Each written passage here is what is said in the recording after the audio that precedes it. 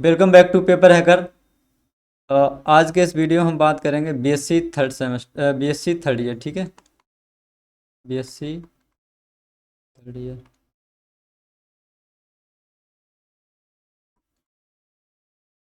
BSc third year है, ठीक है। और सेमेस्टर आपका है फिफ्थ। पेपर आपका बन हो जाएगा, ठीक है। पेपर फर्स्ट जूलॉजी, ठीक। बीएससी थर्ड ईयर सेमेस्टर 5 और पेपर आपका बंद हो जाएगा, ठीक है। तो चलिए, अगर आपने अब तक नहीं पढ़ा है तो हमारे चैनल को सब्सक्राइब कर लें। जितने भी इंपॉर्टेंट क्वेश्चन होंगे आपके बीएससी जूलॉजी, ठीक है, बॉटनी और केमिस्ट्री, सभी हम यहाँ पर एक एक करके सॉल्व करेंगे, ठीक है। जो भी इंपॉर्टेंट क्वेश्चन आने वाले होंगे वो सब हम यहाँ पर बताएंगे। तो अगर आपने चैनल सब्सक्राइब नहीं किया तो सब्सक्राइब कर लें और सभी वीडियोज आप तक पहुँचती रहेंगी, ठीक है। तो चलिए शुरू करते हैं। आज का पहला क्वेश्चन है, ठीक है, जिसमें हम पहले लॉन्ग वाले, ठीक है, जितने भी आपके लॉन्ग इंपॉर्टेंट क्वेश्चन है यूनिट 1 के, ठीक है, पहले हम केवल यूनिट 1 के, ठीक है, जितने भी आपके लॉन्ग इंपॉर्टेंट क्वेश्चन हो सकते हैं उनकी हम यहाँ पर बात करेंगे, ठीक है। तो सबसे पहला क्वेश्चन है आपका संघ प्रोटोजोआ, ठीक है। संघ प्रोटोजोआ के प्रमुख लक्षणों का वर्णन कीजिए।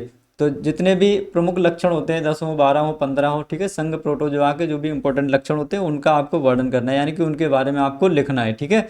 तो शुरू करते हैं। संघ प्रोटोजोआ, ठीक है। संघ प्रोटोजोआ क्या है, मतलब जो जितने भी आपके जीव होते हैं, ठीक है, बहुत सारे प्रकार के जीव होते हैं, तो उनको क्या करा है, बांट दिया, अलग अलग संघ में रख दिया, ठीक है, या अलग अलग फाइलम में रख दिया। तो वही वैसा ही एक फाइलम क्या है हमारा, संघ प्रोटोजोआ का, ठीक है। इसमें जो भी आपके एक कोशिकीय जीव होते हैं, ठीक है, इसमें कौन से होते हैं आपके एक कोशिकीय जीव होते हैं, ठीक है, एक कोशिकीय जीव होते हैं, और ये विषमपोषी होते हैं, ठीक है। और ये यूकैरियोटिक होते हैं। कैसे होते हैं, यूकैरियोटिक, यूकैरियोटिक, ठीक है। यूकैरियोटिक बोले तो इनमें जो केंद्रक होता है, ठीक है, इनमें केंद्रक आपका सुविकसित होता है, ठीक है, केंद्रक आपका सुविकसित होता है, उन्हें कहते हैं यूकैरियोटिक कोशिकाएं, ठीक है। तो ये एक कोशिकीय होते हैं और यूकैरियोटिक होते हैं और ये विषमपोषी होते हैं। तो शुरू करते हैं। क्वेश्चन आपको लिखना क्या है, ठीक है, हेडिंग डालेंगे क्या, संघ प्रोटोजोआ के प्रमुख लक्षण, ठीक है, main characters of phylum protozoa, ठीक है। तो संघ प्रोटोजोआ के कुछ लक्षण निम्न हैं। सबसे पहले अगर हम बात करें तो कह रहा है कि संघ प्रोटोजोआ के जंतु, ठीक है, यानी कि इस संघ के जो जंतु होते हैं, इस फाइलम के जो जंतु होते हैं, वो अन्य जंतुओं की अपेक्षा, ठीक है, दूसरे जंतुओं की तुलना में सरलतम, ठीक है, कैसे होते हैं, सिंपलेस्ट होते हैं, यानी कि सरलतम होते हैं। आदिम, आदिम मतलब बोले तो प्रिमिटिव, ठीक है, प्रिमिटिव, प्रिमिटिव यानी कि बहुत पुराने, ठीक है।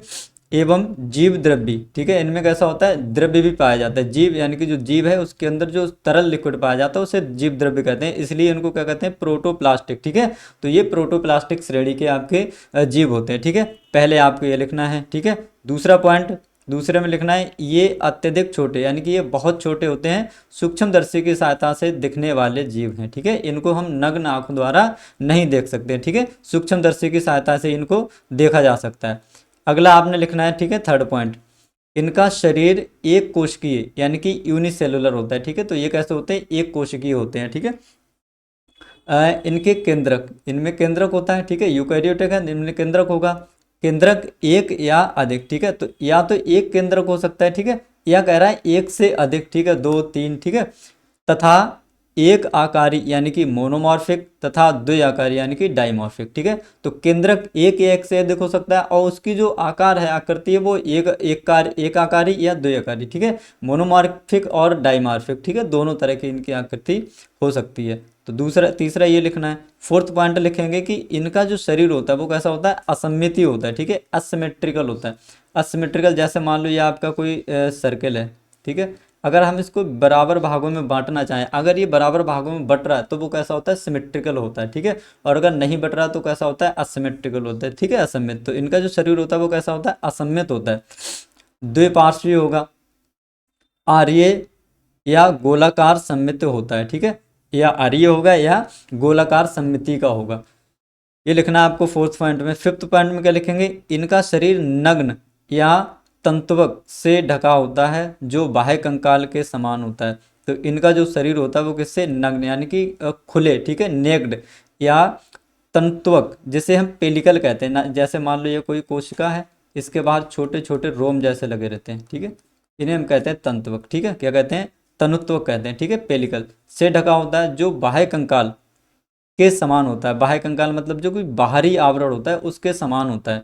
कुछ जीवों में बाह्य कंकाल यानी कि कुछ इस संघ के कुछ ऐसे जीव होते हैं जिनका जो बाह्य कंकाल होता है, ठीक है, एक्सोस्केलेटन होता है, वो भी इनमें पाया जाता है, ठीक है, जो खोल या टेस्ट कहलाता है, ठीक है, जिसे हम क्या कहते हैं, खोल कहते हैं, ठीक है। जैसे हमारी त्वचा पे एक बाहरी लेयर है जिसे हम त्वचा कहते हैं, शरीर की बाहरी लेयर, ऐसे इनका सबसे बाहरी जो लेयर होती है उसे हम क्या कहते हैं, खोल या टेस्ट कहते हैं, ठीक है। तो फिफ्थ पॉइंट में आपको ये लिखना है, ठीक है। आगे सिक्स पॉइंट में क्या करना है, देखो सिक्स पॉइंट कह रहा है कि इनके शरीर की आकृति, ठीक है, इनके शरीर की जो शेप होती है प्रायः स्थायी होती है, ठीक है, फिक्स होती है, ऐसा नहीं कि आकृति बदल जाती है, ठीक है। तो कैसी होती है, इनकी फिक्स होती है। कुछ जीवों के शरीर का आकार भिन्न भिन्न हो जाता है, ठीक है, इतने पर भी कुछ जीव होते हैं उनके शरीर का आकार जो है आपको भिन्न भिन्न देखने को मिलता है, ठीक है, कुछ थोड़ी बहुत जो है भिन्नताएं देखने को मिल जाती हैं। अगला पॉइंट लिखेंगे 7, कह रहा है इनमें क्रियात्मक भिन्नन, ठीक है, क्रियात्मक यानी कि कार्य करने में जो समानताएं होती हैं, कुछ असमानताएं होती हैं, तो कार्य करने में क्या होता है, इनमें भिन्नन होता है, ठीक है, फिजियोलॉजिकल डिफ्रेंसिएशन नहीं होता है, मतलब इनकी जो कार्य की होती है, जो सभी सदस्य होते हैं वो एक समान कार्य करते हैं, ठीक है। तो भाई कह रहा है कि इनमें क्रियात्मक भिन्नन नहीं होता है, केवल अधिकोशिकीय कार्य की श्रम विभाजन होता है, ठीक है, क्या होता है, सब सेलुलर डिवीजन ऑफ लेबर होता है, ठीक है, अधिकोशिकीय कार्य की श्रम विभाजन होता है, बाकी क्या होता है, क्रियात्मक भिन्नन में नहीं पाया जाता है, ठीक है। इतना लिखना है सेवंथ पॉइंट में। एर्थ पॉइंट क्या कह रहा है, इसमें कह रहा है कि इनमें चलनांग कूटपाद, चलनांग मतलब जिनकी सहायता से ये चलते हैं, ठीक है, कूटपाद जिन्हें हम स्यूडोपोडिया कहते हैं या कशाव कहते हैं, जो इंग्लिश में फ्लैजिला कहलाते हैं, या पक्षमाव होते हैं, ठीक है। तो चलने के लिए इनमें कुछ अंग होते हैं जो कूटपाद या कशाव या फ्लैजिला या पक्षमाव कहलाते हैं, ठीक है। तो ये लिखने था इनके कूटपाद यानी कि चलनांग में, ठीक है। अगला पॉइंट कह रहा है इनमें पोषण यानी कि जो इनमें न्यूट्रिशन होता है वो कैसा होता है, प्राणी संभोजी, ठीक है, जिसे हम होलोजोइक न्यूट्रिशन कहते हैं। क्या कहते हैं, होलोजोइक न्यूट्रिशन, ठीक है। होलोजोइक मतलब कि ये क्या करते हैं, सॉलिड फूड को इनटेक करते हैं अपने अंदर, ठीक है, सॉलिड फूड। जैसे मान लो ये क्या है, आपका अमीबा है, ठीक है। अब यहाँ पर मान लो ये कोई सॉलिड फूड है, ठीक है, ये क्या है, इसका कोई फूड है, तो ये अपने आप को इस तरह से ऐसे बना लेगा जिससे कि इसका जो फूड है बाहर वाला वो इसके बॉडी में धीरे धीरे इंजेक्ट हो जाए, ठीक है। तो ये क्या करते हैं, प्राणी संभोज, ठीक है, यानी कि होलोजोइक। पादप संभोज यानी कि पादपों के समान, कॉमा मृतोपजीवी यानी कि सैप्रोजोइक, ठीक है, या परजीवी जिसे हम पैरासिटिक कहते हैं, प्रकार का होता है। तो इतने प्रकार का इनमें पोषण होता है, ठीक है। कौन कौन सा होता है, प्राणी संभोजी होता है, पादप संभोजी होता है, मृतोपजीवी और परजीवी प्रकार का पोषण इनमें पाया जाता है, ठीक है। तो इनमें सबसे इंपॉर्टेंट वाला ये आपको ध्यान रखना है, ठीक है, प्राणी संभोजी जिसे हम होलोजोइक न्यूट्रिशन कहते हैं, ठीक है। नेक्स्ट आपको लिखना है 10 पॉइंट में, ठीक है। तो ये हो जाएगा आपका 10 पॉइंट। इसमें आपको लिखना है कि पाचन क्रिया आंतर कोशिकीय यानी कि इंट्रासेलुलर यानी कि कोशिका के अंदर होती है, ठीक है, तथा खाद्यान्नी, ठीक है, जिन्हें हम फूड वैक्यूल्स कहते हैं, ठीक है, कुछ ऐसी रिक्तकाएं होती हैं जो खाली पड़ी रहती हैं, ठीक है, इन्हें हम खाद्यान्नी या फूड वैक्यूल्स कहते हैं, के अंदर होती है, ठीक है। फूड वैक्यूल्स कहाँ होती हैं, शरीर के अंदर, ठीक है, यानी कि कोशिका के अंदर। तो पाचन क्रिया आंतर कोशिकीय, ठीक है, इंट्रासेलुलर और तथा खाद्यान्नी के अंदर होती है, ठीक है, खाद्यान्नी फूड वैक्यूल्स, ठीक है, ये खाली जगह पड़ी होती है जिनमें फूड का क्या होता है, पाचन होता है, ठीक है। नेक्स्ट पॉइंट लिखेंगे कि श्वसन, इनमें जो रेस्पिरेशन होता है, श्वसन होता है, तथा उत्सर्जन, ठीक है, श्वसन और उत्सर्जन। उत्सर्जन बोलते हो शरीर में जितने भी वेस्ट पदार्थ होते हैं उनको शरीर से बाहर निकालना, ठीक है, ये उत्सर्जन कहलाता है। शरीर की सतह से होता है, किससे होता है, शरीर की सतह से होता है, ठीक है, इनमें श्वसन और उत्सर्जन। कह रहा है संकुचनशील धानियाँ, ठीक है, संकुचनशील धानियाँ जिन्हें कॉन्ट्रेक्टाइल वैक्यूल्स कहते हैं। जैसे हमारे शरीर में भी संकुचनशील होती हैं, अगर कोई चपत मारने को करे तो हम एकदम इकट्ठे हो जाते हैं, फिर एकदम हम फैल जाते हैं, ठीक है, तो उसको कहते हैं संकुचन होना। तो इनमें भी संकुचनशील कुछ धानियाँ होती हैं, ठीक है, वैक्यूल्स होती हैं जो जल की मात्रा का नियमन करती हैं, ठीक है। जल अगर ज़्यादा हो गया तो उसको बाहर निकाल देती हैं, अगर कम है तो उसको अंदर आने देती हैं, ठीक है, तो जल का नियमन करती हैं संकुचनशील धानियाँ, ठीक है। इनमें अगला आपको लिखना है 12 पॉइंट, जनन जिसे हम रिप्रोडक्शन कहते हैं, ठीक है, जनन लैंगिक तथा अलैंगिक, इनमें दोनों तरह का जनन आपको देखने को मिलता है, लैंगिक तथा अलैंगिक, ठीक है, दोनों विधियों से होता है। लैंगिक जनन अगर हम बात करें लैंगिक जनन की तो इसमें मेल और फीमेल, ठीक है, दोनों प्रकार के जीवों की आवश्यकता होती है। अलैंगिक जनन की हम बात करें तो इसमें हमें मेल और फीमेल की ज़रूरत नहीं होती, ठीक है। जो भी आपका एक जीव होता है वो खुद से नई संतति या नई कोशिकाओं में डिवाइड हो जाता है, ठीक है। तो उस कंडीशन में जो जनन होता है वो हमारा कैसा होता है, एसेक्सुअल या अलैंगिक, ठीक है।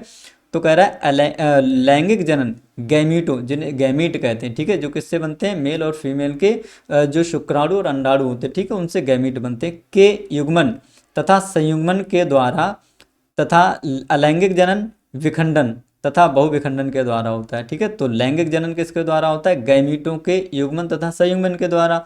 अलैंगिक जनन की बात करें तो ये किसके द्वारा होता है, द्विविखंडन और बहुविखंडन, ठीक है। द्विविखंडन का मतलब क्या होता है, जैसे मान लो ये कोई एक जीव है, ठीक है, ये आगे चलकर दो नए जीव बना लेता है तो इसे हम कहते हैं द्विविखंडन। बहुविखंडन की बात करें तो ये कोई एक जीव है, ये एक जीव दो या दो से अधिक नए जीवों को जन्म देता है, ठीक है, तो इसे हम कहते हैं बहुविखंडन, ठीक है। तो इस तरह से इनमें क्या पाया जाता है, जनन पाया जाता है। कुछ 13 पॉइंट आपका क्या कह रहा है, प्रतिकूल परिस्थितियों में, प्रतिकूल परिस्थितियां यानी कि कैसी होती है, अनुपयोग परिस्थितियां होती है, ठीक है, कैसी होती हैं, अनफेवरेबल कंडीशन की बात कर रहा है, ठीक है।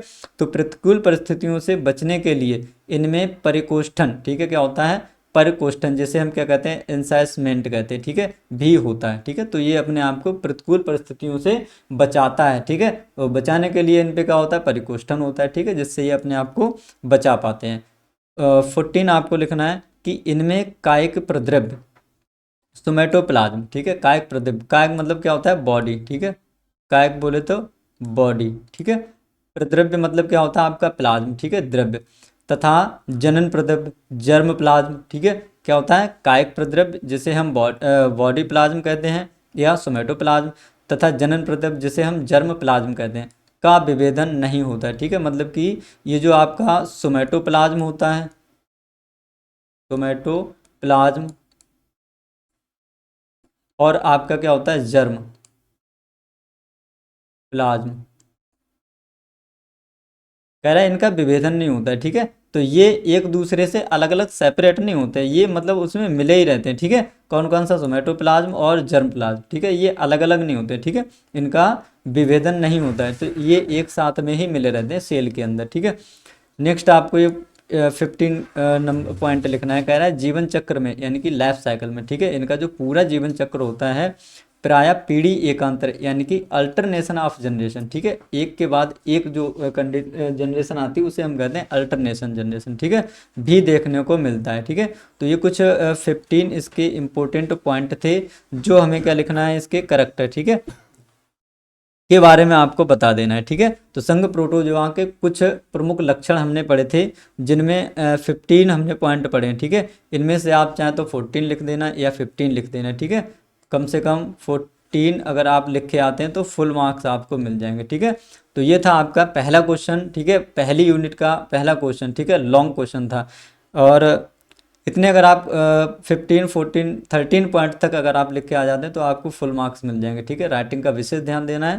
तो इसी तरह के वीडियोस आपको मिलते रहेंगे। अब सबसे पहले क्या करना है, चैनल को सब्सक्राइब कर लेना है, ठीक है। अगर आप चैनल पे नए हैं तो सबसे पहले चैनल को सब्सक्राइब कर दें, ठीक है, और अगर वीडियो अच्छी लगी हो तो लाइक भी कर देना, ठीक है। मिलते हैं अगले क्वेश्चन में, बने रहिए हमारे साथ।